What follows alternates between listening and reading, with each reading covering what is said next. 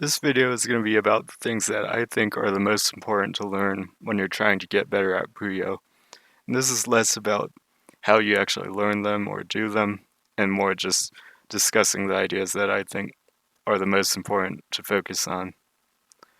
So I'm going to start out with efficient speed with an emphasis on speed. So speed and max chain size are both important, but if you have enough of a speed advantage on your opponent, you can actually overcome like a difference in chaining ability with that, and you can do a lot better than someone who can chain bigger than you if you can just go faster than them. And especially if you aren't close to max speed at the level you're playing at, then speed is often more important than the biggest chain you can make. And that's because if you can send anything faster than your opponent, then it puts a lot of pressure on the opponent to actually complete the chain they're going for. And if you look at this example at the bottom, if the player on the left is faster, but they can't really build a big chain or anything, and the player on the right can build a big chain, but they're kind of slow.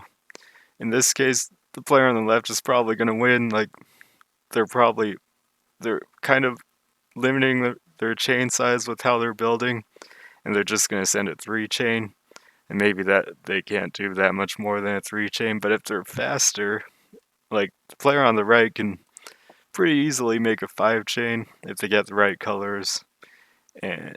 But if they aren't fast enough, it's really unlikely that they can even counter this 3-chain, because if they get the perfect colors, they might be able to make a 3-chain of their own in the time they have, but it's going to be really hard to go higher than that, and they need to get lucky just to get to a 3-chain really quickly. So this is an example where, like, if you do a really early attack really fast, you might just beat someone who can actually build a big chain but can't do it fast enough. And then, of course, once you get to a certain level, people play at the max speed at the start of the game, so like you're not going to be able to beat them just with speed, because you're not going to be able to get a speed advantage.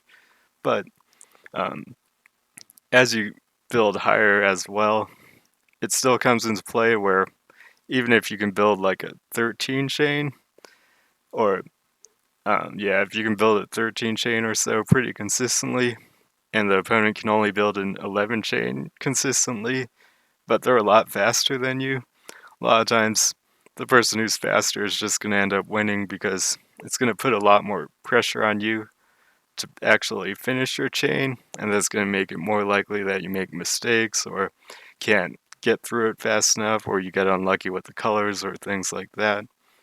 So, so I would put a lot of emphasis on speed, and this slide also goes over it more. So if you're really fast but not very efficient, they'll probably still do better than someone who's kind of slow but really efficient. And again, of course, being able to do both is best, but if you had to choose one or the other, you would actually probably rather do things quickly than like efficiently. And being fast and like boring with your chain usually beats being slow but being fancy or cool and technical.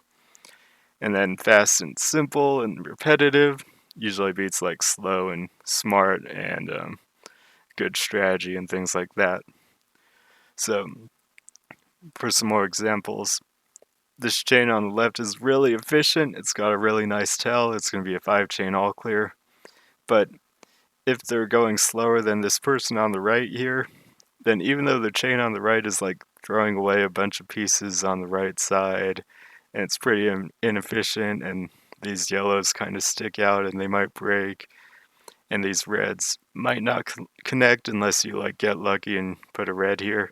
Even though there's like a lot of inefficiencies with how this chain is being built, if they're building it a lot faster than the person on the left, it doesn't really matter that much, and a lot of times the person on the right is just going to end up winning just due to the speed advantage. So like if they were to set off the chain with the yellows and then put a red, that would be, I think, a 6 chain, and that would outchain the person on the left, even though it's a really nice and efficient chain. And then the same thing goes with like simple and repetitive chain patterns where you just build this sandwich chain and it's like a repeating pattern over and over. Even on the second floor, it's the same pattern. So it's like pretty simple and repetitive and not that interesting. Whereas the one on the right is like this yayoi chain. It's got this weird base kind of and this complex tail. But if you go slower when you're building the chain on the right, it doesn't matter that it's like more interesting or more fancy or um, more technical or things like that. Like something simple but really fast is going to do better. So uh, Puyo is actually in many ways a really fast game. So like it's very easy to feel like you're going really fast when you're playing, but you aren't actually going as fast as you think you are sometimes. That can happen a lot just because um, so you can place 2 pairs of Puyo every second. So if you spend like half a second to think about where you're going to put something, you've already lost a full piece. And that's kind of like, so even if you're going fast, but then you like pause for a moment, that can be like a full piece that you're behind now.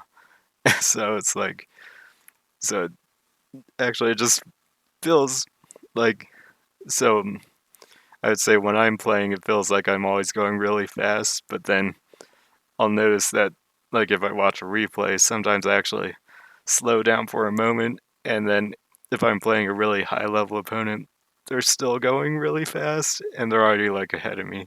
So it's actually a really big deal. So, and then something kind of related is that when you learn new things, a lot of times it's actually going to cause you to slow down.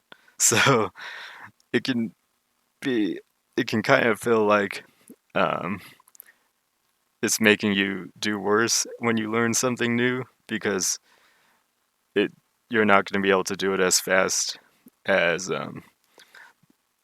something you're comfortable with. So, like this says, you might put in a lot of effort trying to learn new things, but then it feels like it doesn't help you at all, and that might be because you just don't really master the new things you learn, so you can't do them at the same speed level. So, my advice would be that rather than like learning a lot of new things, you want to master just a few more new things and then try to really like get them down and really be able to do them at full speed and do it consistently. So if you learn something new, you're going to be able to you're going to have to be able to execute it at the same level of speed and consistency as what you already know in order to really benefit from it that much. So here you might have this shape, this tail shape on the left down really well. So that might be what you know. But you might want to learn something new in case like you don't get the pieces to make this shape exactly, so they come in a slightly different order. So there's like a lot of different variations. So like you could do it like this or like this or like this. But instead of trying to figure out all the different possible variations there are, you really want to make sure like you just learn some small new thing to handle some case that you aren't familiar with currently and then really get it down and really be able to do it quickly. So that might be like just this one where maybe like you can't get the 2 yellows on top of the blues, so you have to put a red there. So in that case, you can still do a similar thing, but you just need 1 red on the right side. So learning just a small amount of things, but really mastering them can help you get better faster. Now, the next part of it would be you also have to be efficient while being fast. So, this is the efficient part of efficient speed.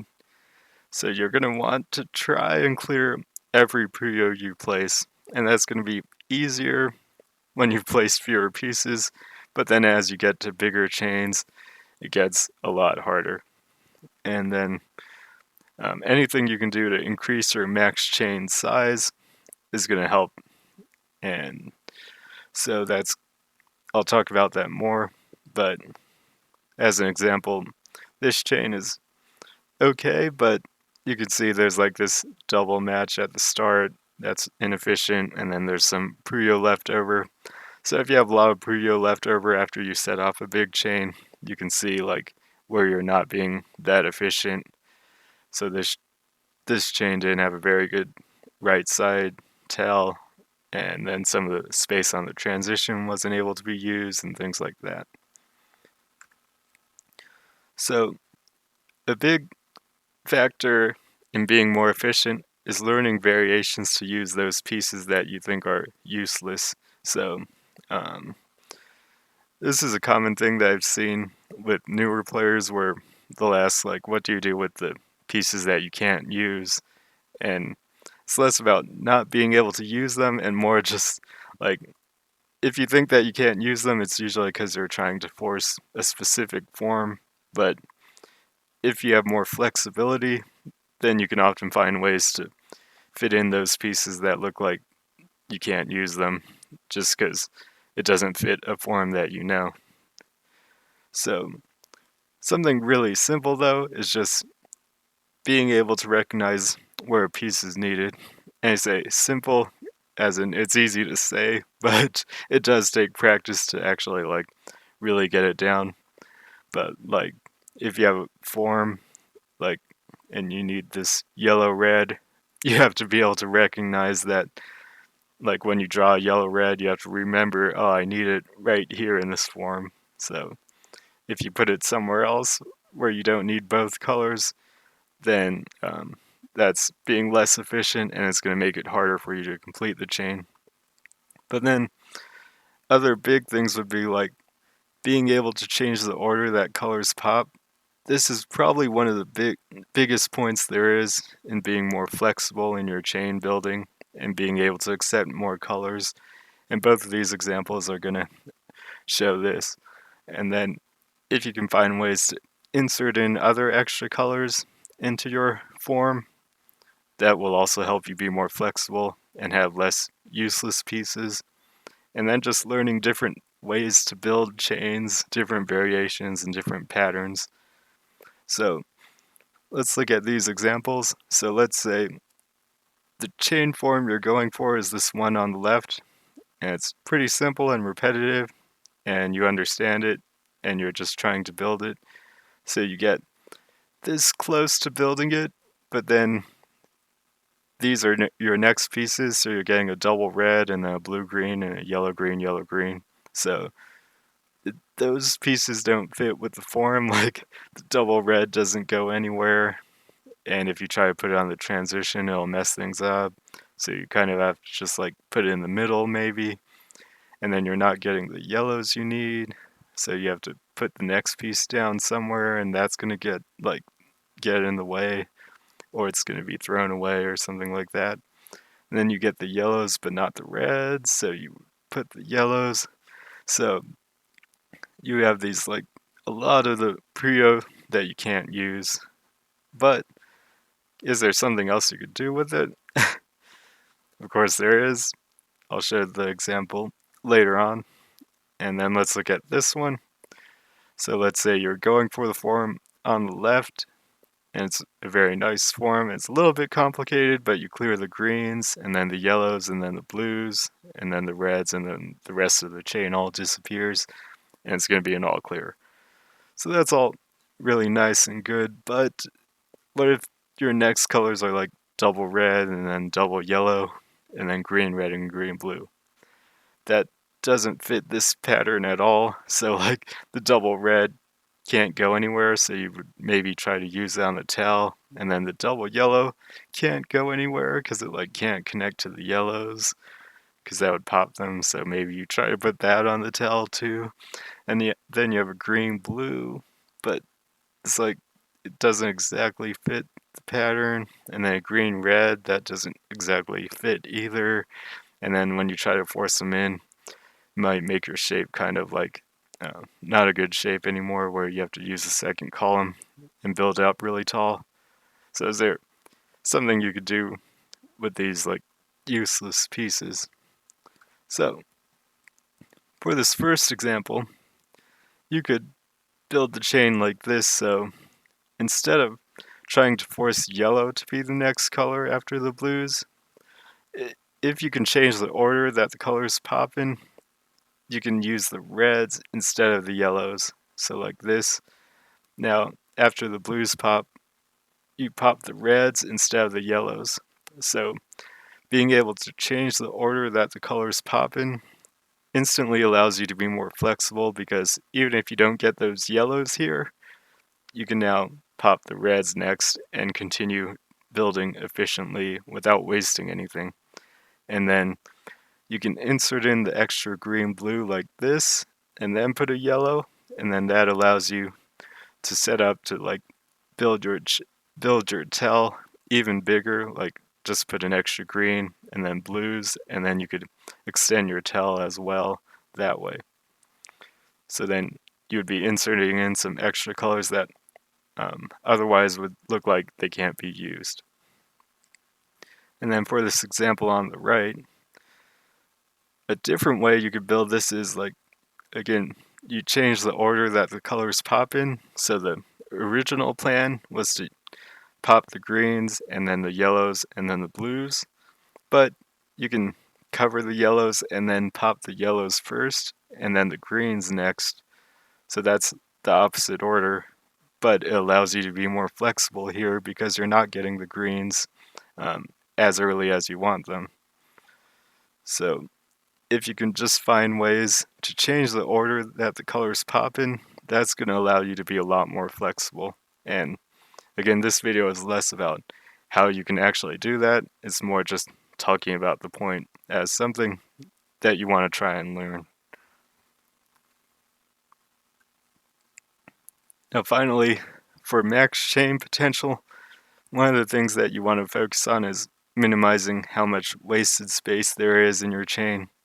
So once you get to a mid-level, like you build pretty good chains, a common pattern that you'll see is that this kind of triangle shaped thing where a lot of the space on the right side can't be used because the player might not have enough tell variations or efficient ways of telling, so a lot of the space on the right kind of gets thrown away.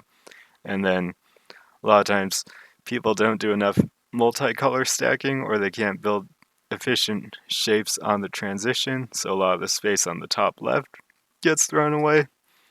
And then when it gets like this, it becomes a little bit harder to make a second floor transition, and um, you end up just making a chain like in this triangle shape. And this is pretty good, but if you're trying to get past that level, you have to figure out ways to actually use the extra space. So if you can learn more ways to build tells and more complicated tells for different situations, and ways to build like taller tells and tells that use the edge column and all of that, that can allow you to fill up this right side space so that it doesn't become wasted. And then if you can learn more multicolor stacking options, that can allow you to fill up the left side space, and then you can balance it out. And if you want to build a second floor transition, if you can balance it out, it becomes a lot easier, and there's also a lot less wasted space, so you can build a really efficient and a really big chain. This tell here is very complicated because it goes to these yellows, and that's really hard to set up when you're actually playing, but the really strong players can build chains like this without slowing down at all. Now, and then you also have to remember that you want to go fast, so while you're learning all these cool and interesting new things, you have to remember you don't want to like slow down too much trying to think about it. Like you might, so now you might be thinking about tell variations, but you don't want to like in an actual match slow down and say, okay, how do I actually make this tell be really efficient? Because again, if you're slowing down too much to think about all this stuff, you're going to be falling behind, and that's going to be putting you at even more of a disadvantage than just like being inefficient and all this other stuff as well. Like if you're trying to think about too many variations that you haven't mastered and it slows you down, then it's probably going to hurt you more than it helps. Now, the last thing would be strategy and some other skills. And then this first one is really important because it affects your speed.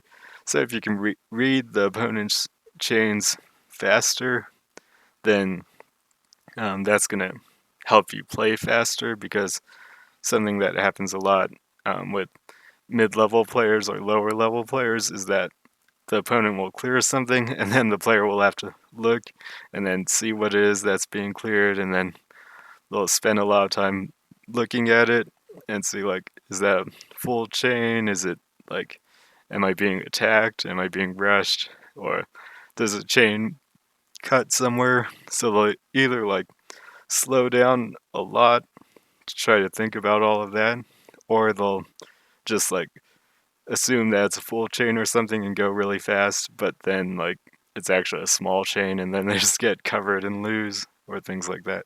So if you can just determine how big the chain is faster, that's going to help you be able to play faster and make better decisions. And that includes things like recognizing cuts faster.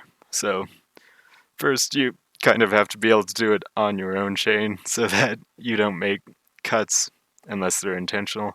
And then you would want to be able to do it on an opponent's chain so that you know, okay, that chain cuts, so I don't have to extend very much. I can just set my chain off and win. Or like it doesn't cut and I need to extend a lot in order to counter the chain that's being sent to me. So like I said, you can lose a lot of time reading the opponent's chain, and even if it doesn't feel like you're slowing down that much, it's easy to again lose like a second or two, which is already 4 full pieces, and that's a lot of time, or a lot like in-game time. And then if you don't try to read it, it's easy to just like die to a chain that ends faster than you thought it would, or set up a chain that's like not good enough and you just lose. So some other skills are like the attacking and defending that I talked about in another video, and I think it's a really cool skill, but it's not as important as the other things like being fast and efficient. But it's still fun to think about, and if you're fast and efficient, then attacking and defending really does come into play a lot. So um, you can gain an advantage by attacking with smaller chains that aren't like a really big chain. And then there's things like well-timed attacks, or one-chain attacks, or combination attacks. And then if you can attack without breaking your form, it allows you to like put pressure on the opponent and maybe make them fill up or make a big move, and then you can extend and beat their big move. So once you're at a really high level, you have to be able to like counter when your opponent attacks, and you counter with an attack that isn't your main chain. But um, I talked about that more in a different video, so that's all I'll cover about it here. And something else that is really big is like being able to see different options with the Puyo on your field.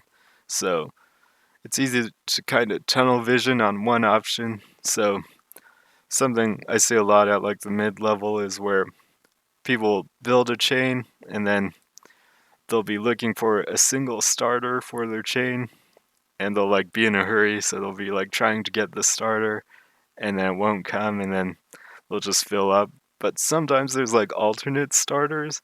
So in this chain on the left, if you can set up the chain with a green, it's going to be an all clear.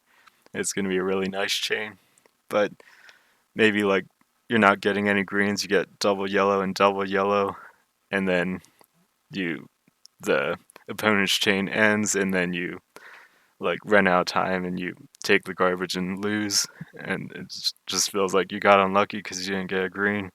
But maybe if setting it off with the yellow was enough to win, all you have to do is like recognize that you can also start the chain with the yellows as well, and it doesn't have to be the green starter, and then you just win with the yellows.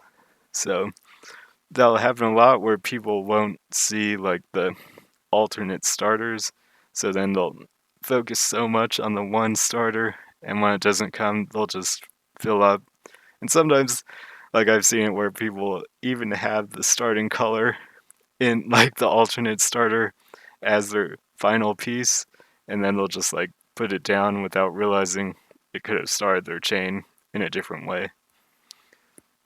And then this whole like um, multiple lines can also be used to make surprise attacks, where this is a nice chain where if you just put two yellows, you're going to clear the yellows, then the blues, then the greens, yellow, green, and it's going to become an all clear. But you actually have an alternate line where if you just put one blue here, it makes a two double attack, and that's a really powerful attack, and that might just outright win the round. And even if it doesn't, you still have a good form left over. So that's a cool attack option in this form, but you have to be able to see both of the options there. So like if your opponent was just sending a main chain, then you can shift into a main chain by uh, putting two yellows and then extend if you have to. And if your opponent is really vulnerable, you can put a single blue and send a big attack. And then that'll happen with like counters as well. So sometimes it's easy to like get focused on one part of the board. So like you might be building a counter on the left side. It's not built in this picture, but you might build a counter on the left side and then you don't draw the color you need. So you just take a bunch of garbage and fill up. But if you can also recognize you have some options on the tail as well. So one blue on the tail is going to send a really big three chain, and that's a great counter for most attacks. So that's an option as well. So just being able to see all those options on the board is going to be able to help you like deal with bad color sequences or things that you didn't expect, and it'll help you be more flexible as a player and win in more situations where you might have lost otherwise. And again, you have to remember that you have to go fast, so you can't spend too much time thinking about all this stuff in an actual match, because if you're like slowing down to think about it, it's probably going to cost you more than it benefits you. So even though all the attacking and defending stuff is cool, if you're spending too much time thinking about how to do it correctly, you're probably just better off not even thinking about it at all. So for some final notes, I really think if you're trying to get stronger, you want to focus on speed chaining, and I think a lot of times speed doesn't get emphasized enough. So if you're playing against someone and you want to see how well you're doing, something you should check in the replay is like who was playing faster. Like you get the same piece sequences, so you can see like who got through the sequence faster, and a lot of times the player who gets through their sequences faster is probably the stronger player. And then you can often help if you practice how you play. So um, you don't necessarily want to like change how you're practicing. Um, you don't want like your practice to be significantly different from your actual play if you're really focused on like playing competitively. Like sometimes it's fun to just practice building big chains just for fun, but it might not necessarily help you that much in an actual match if that's not how you play your actual matches. So if all your practice is just like slow big chain practice.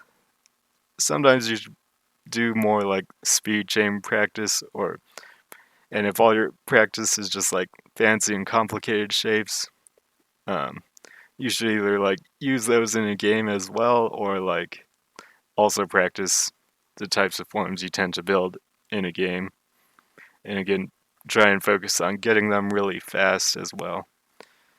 And of course, if you're playing to have fun, you should just do what you enjoy. Like, if you enjoy doing slow, big chain practice, then that's better than nothing. And it will help you in a match sometimes. So, if that's what you enjoy doing, you should probably do that.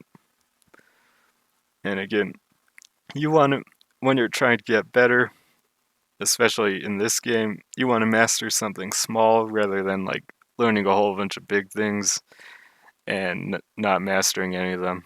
Because if you learn too many things, it'll just slow you down, and that's going to cost you more than like probably not learning them. And you have to be able to do all of the things you learn consistently and be able to do it no matter what color sequences you get. So that's another thing you would have to practice.